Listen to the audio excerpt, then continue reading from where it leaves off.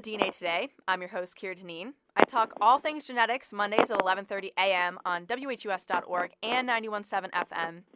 I cover genetics news stories, teach genetic lessons, and this week I'm hosting professionals in the field of genetics on the show. So this week I have three guests, Georgia Hurst, Amy Byer-Shainman, and Ellen Matloff. They're involved in raising awareness for hereditary cancer by holding tweet chats on Twitter under the Tweetchat hashtag HCChat. So welcome to the show, guys.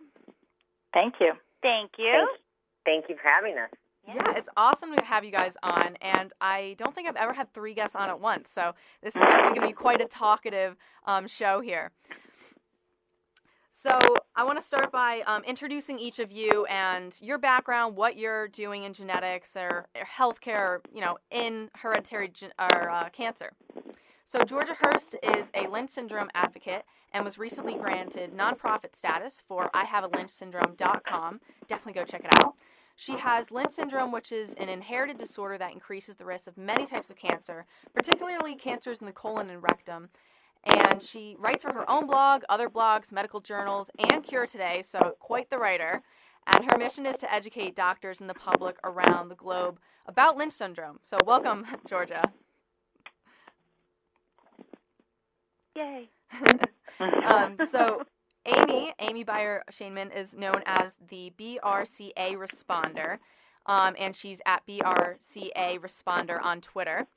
And she is a hereditary cancer and BRCA health advocate and BRCA1 positive prever. And she's also the executive producer of the upcoming documentary Pink and Blue. And this is a documentary about hereditary cancer, the BRCA mutations, and male breast cancer. Our last guest here is Ellen T. Matloff. She's the president and CEO of MyGeneCounsel. MyGeneCounsel is a digital health tool that will increase the effectiveness of genetic testing and precision medicine, something we talk about on the show quite a bit.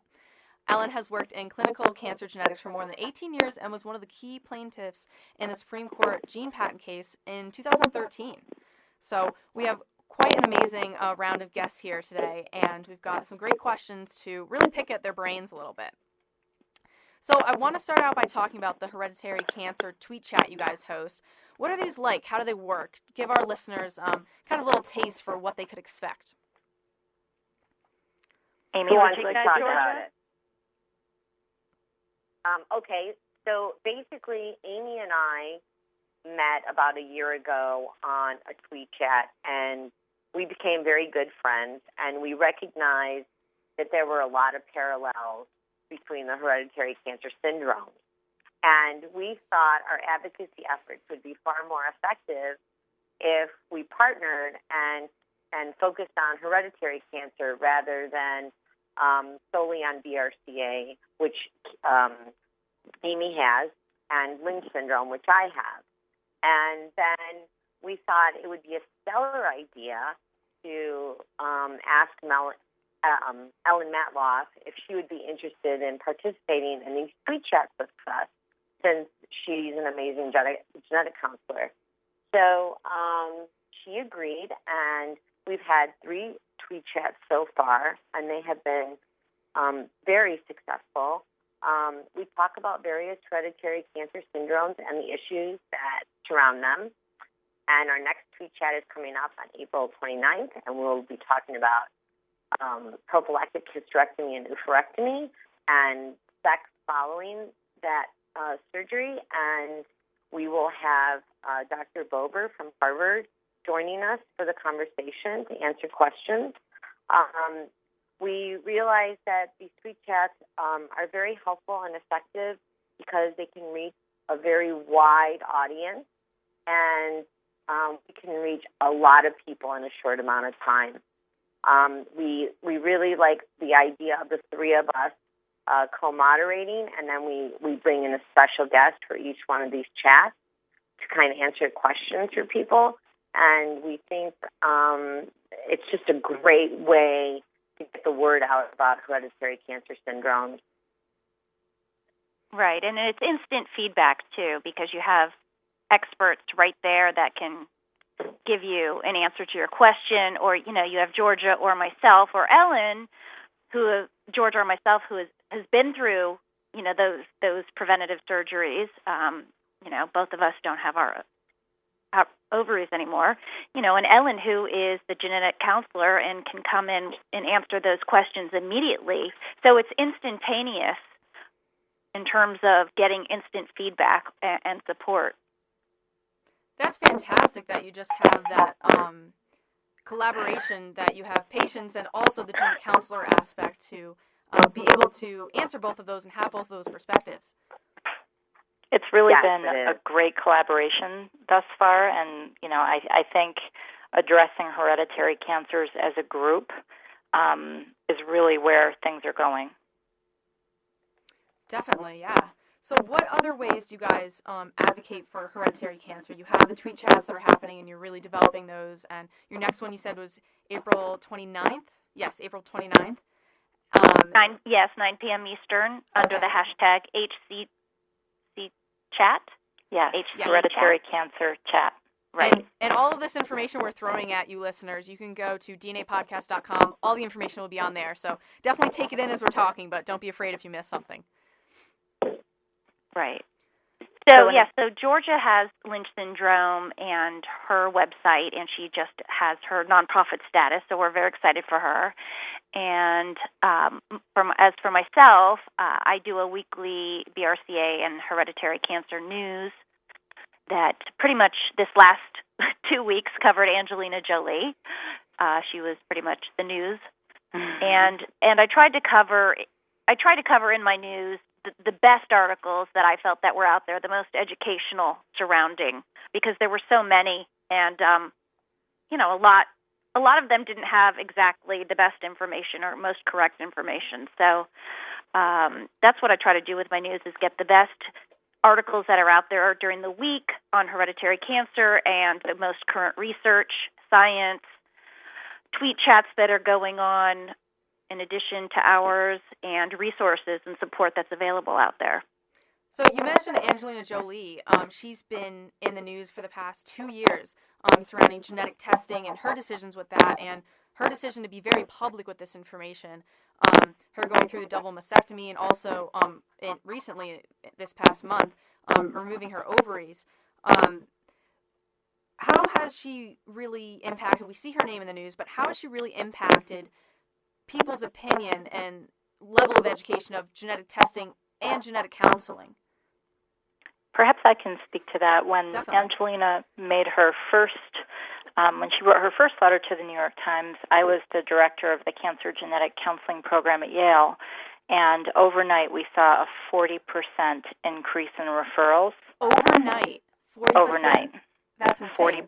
40%. And so we, at the time, thought that it was likely a temporary trend, that it wouldn't last, but in fact it never went back down to baseline. And we saw people calling to make referrals and patients calling to make appointments, not only for hereditary breast and ovarian cancer, but for other types of cancer as well. They would say things like, in my family it's hereditary thyroid cancer, but I've been avoiding genetic testing for years, but now I think I'll come in and find out what it's all about. And so it really changed the landscape of genetic counseling and testing. She kind of makes it seem more human. It's kind of like not as scary. Maybe that's Angelina Jolie's going through it. She's going through genetic testing, genetic counseling. Oh, I can go through that too and look into the options. And definitely huge impact, the Jolie effect. Well, I think so. And I think it went from being a very rare, maybe you've read about it once before type of a discussion that people rarely had, to being a discussion that I overheard in coffee shops. People were having these discussions all the time. It really normalized it, and I think that's been a great gift to the community. Certainly. Right. It's become less taboo. I think especially even just within families. I think that it's not such a scary topic, and it's not like you're whispering, cancer anymore. Because I know, like in my own family, it's definitely, there's certain family members that we have a hard time discussing it. But let me tell you, after this latest op-ed, they're following me more and they're paying attention more. So I definitely think she's brought obviously the global awareness, Angelina, but we're trying to pick up those pieces and get the education components, I think, out there. Yeah, and kind of fill in the gaps. I think the one thing that is really important to mention in this conversation is that men are also susceptible to holding the BRCA mutations, and there are implications for them as well. And the other thing is that people really need a constellation of resources to kind of help them navigate through their cancer journey, or their knowledge of knowing they have a genetic mutation journey, especially if they're taking prophylactic measures such as the hysterectomy and oophorectomy.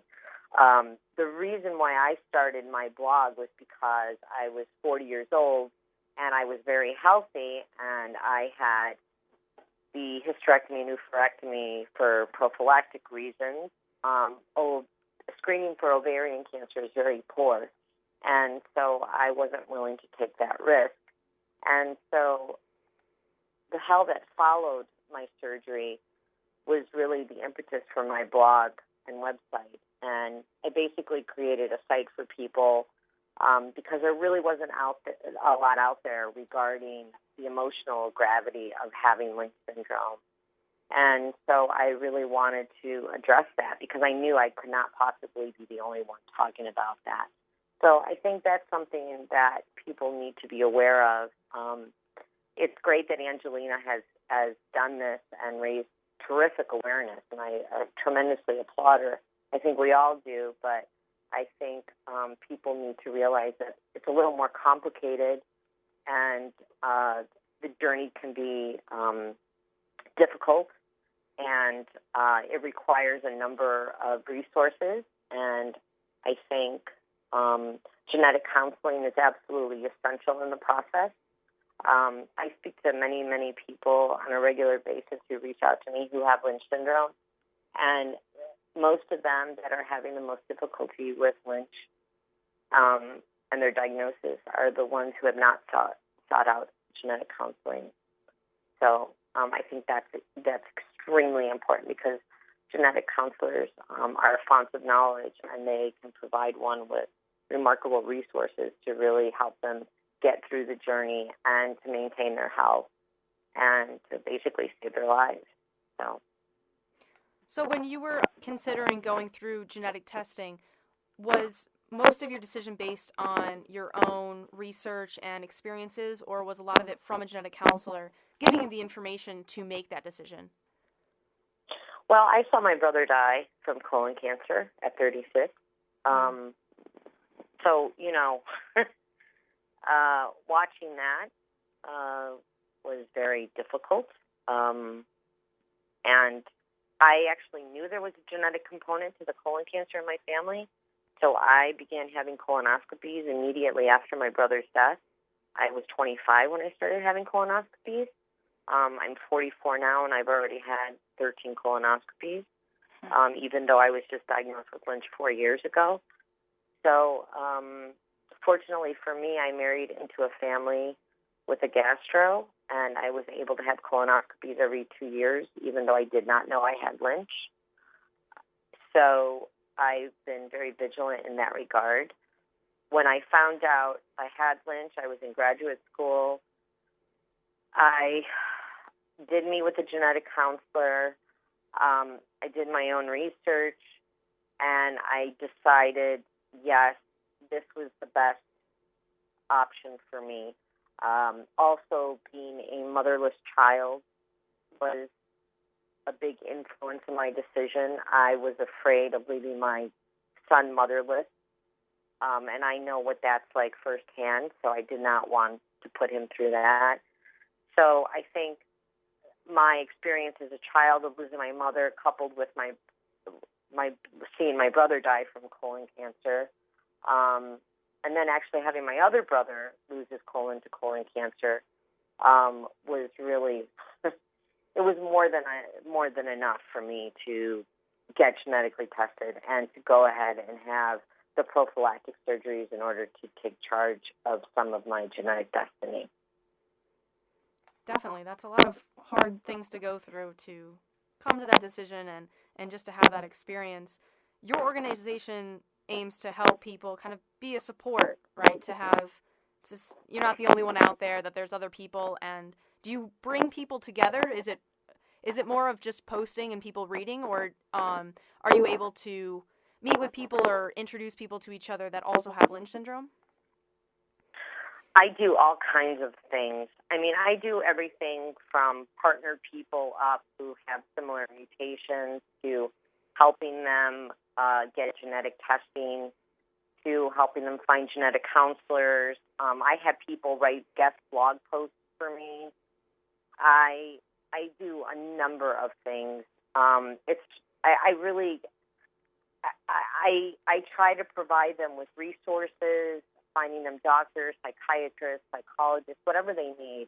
They are more than welcome to reach out to me, and I'm more than happy to help them. I never want anyone to feel as alone and isolated as I did when I was initially diagnosed. So people know that they can always call me day or night to talk to me about, knowing that they just found out they have Lynch syndrome. And like I said earlier, most of the people who reach out to me are the ones who do not seek out genetic counseling, which I think is highly problematic. And I really encourage everyone who is considering genetic testing to seek a genetic counselor before and after testing. And, many times, people are able to maintain their relationship with genetic counselors, which I think is really important, especially, and Ellen can probably chime in on this a little bit. They're great for letting you know about clinical trials and helping you find additional resources which you may need. Ellen?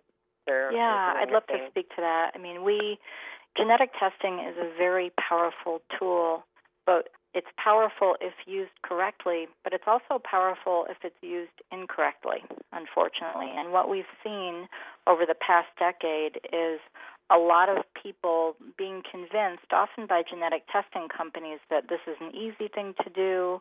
You can do it yourself. You don't need to refer your patients to genetic counselors. And so a lot of physicians and nurses, and now it's even happening with mammography techs, are kind of throwing up a shingle and saying we do genetic counseling when they're not trained or certified in this area. So what we've seen is that people have had the surgeries that Amy and Georgia have described, only to later find out that they don't carry a true mutation and that they didn't need the surgeries. Or in the reverse, people who should have had these surgeries and were told they weren't at risk and later developing a cancer. So my group documented the third round of these cases in a paper recently. And with personalized medicine coming to the forefront, more and more people will be offered genetic testing, and making sure that people are given the right information and also that they and their physicians are advised on how to use the information correctly is going to be imperative in order to make this movement a success. So you are the president and CEO of MyGeneCounsel. How does this help educate people and patients, is it patients and physicians, on genetic language, if we can call it that? I wouldn't say it's genetic language. It's really on how to interpret genetic test results and what to do with those results. And really that's the entire mission of the company, is to make sure that genetic test results are used appropriately and that both the clinician and the patient, and we now call them consumers, that they are educated and have the resources they need to use their information correctly. And part of those critical resources are people like Amy and Georgia, who have been through it themselves and who can advise men and women in their situations more accurately than anyone else could, because they've been through it. And as you said, men and women are both affected with a variety of genetic diseases. One being BRCA, that women or people may think that women are more affected, or that only women are affected, when it is also males. Amy, can you tell our listeners a little bit about your documentary, Pink and Blue? Sure. Well, I saw that a friend of mine was friends with a guy on Facebook named Alan Blasberg, and I saw that he was directing this movie called Pink and Blue, and it caught my eye. So what is this? because I live in this advocacy world of BRCA and trying to get information out there. And then, to make a long story short, I ended up connecting with Alan through this friend, and we talked at length over the phone about what he was doing, his vision for the movie. He is a BRCA2 positive male. We had way too many similarities on our family history stories. He lost his sister, a grandmother before he was even born. His sister is a previvor like myself, meaning that we've never had cancer. However, we are positive for a gene mutation. We have a high risk for cancer. And so we had the same mission of wanting to educate people on hereditary cancer, talking about the male side of things, getting, the blue out of the shadows of the pink, and really talking about BRCA. But the movie itself, we're talking about genetics in a way that is hopefully non-threatening, so people will feel comfortable calling up and reaching out to a genetic counselor. We're just showing these stories of the decisions that people make surrounding risk. And if the goal, if at the end of the movie someone says, you know what, I'm having a feeling that maybe I need to look into this a little further, that means everything to us. If we can get somebody to pick up the phone and find out more about their own risk, that's pretty much what we're trying to do. But definitely male breast cancer, BRCA2 related male breast cancers in men, although, it can also affect one as well. But we're just trying to get the word out on hereditary cancer, and obviously this is the right year to do it based on now the second op-ed coming out. So I feel like we have a really good momentum going, and hopefully a lot of people will end up seeing it. And it's coming out this summer? No, it's coming out some point over the summer, hopefully July, maybe August.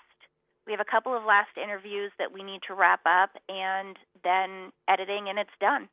Fantastic. And once it's available, where can people find it? Well, we're going to hit the festival route, and we have some things that I'm just sort of going to keep a lid on it right now. Okay. But it will be out there, and as big and as broad as we can get it out there, basically.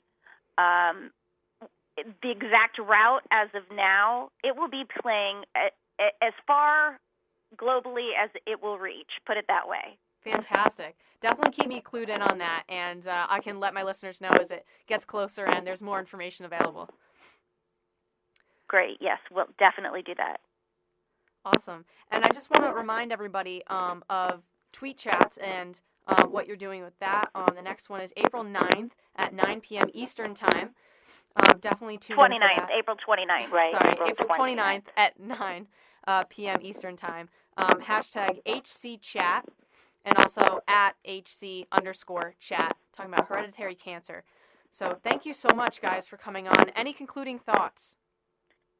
Just if people want to go and follow us there, they can definitely keep up to date with Ellen, MyGeneCounsel, Georgia, she with Lynch, and myself, Amy, at BRCA Responder, because all of our Twitter handles are on there under HCChat. Awesome. I guess I would also say if you have a personal history or a family history of cancer and it's crossed your mind that maybe it's hereditary and you want to go speak to a genetic counselor but you're not sure if you want to have testing, know that you can go and just hear your options, and you do not have to have genetic testing. Just go and learn your options, educate yourself. Yes, that's key. Thank you, Ellen, for Yeah, especially if they're early onset cancers under the age of 50. Those are definitely the ones that should concern you, I think. And pay attention to men in the family, prostate Absolutely. cancers, melanoma, pancreatic cancers. Those are all signs. Ask questions, do your research on your family history, and if you're looking for a genetic counselor, you can go to the National Society of Genetic Counselors webpage at nsgc.org and find a counselor in your area. If there are no counselors in your area, these services are also available by telephone and are often reimbursed by insurance companies. One large company offering such services is Informed DNA. Ellen, would you also mind talking about testing negative for BRCA and then being tested for Lynch, please? So I think because BRCA has gotten so much press over the last few years, and as I mentioned, a lot of people have been doing testing who really aren't well educated in the area, there's some overlap between syndromes. And so unfortunately we've had patients and families in the past with multiple cases of ovarian cancer who've had genetic testing for BRCA, they've come back negative, they've been congratulated, and then other family members are diagnosed with cancers and die. And what we're finding is they've been tested for the wrong thing. So there's overlap between BRCA and Lynch syndrome and BRCA, and also between BRCA and P53, between CDH1, P10, all of these different genes. And so if you have a personal or a family history of cancer, get yourself to a certified genetic counselor. Don't settle for less. There are literally dozens of cancer genes, and you need to make sure that you're having the right test. And that it's interpreted correctly, because Absolutely. I've seen that, and that's, yes, Ellen, that's very, very important information that Ellen just said. Thank you, Ellen. Yes, thank you. Thank you, guys. Thank you, Ellen. Well, thank you so much, all three of you, for being on the program. We really appreciate just hearing your insight on all of these and just how important genetic counseling is in making decisions of genetic testing and the decisions that come out of genetic testing, that these are really important things and you want to have a professional that is really going to give you the right information. Absolutely. Thank you so much for having us. Yes, thanks so much for having us. So you can Thank tune you in. very much. Yes. And you can tune in next Monday at 11:30 a.m. to learn and discover new advances in the world of genetics.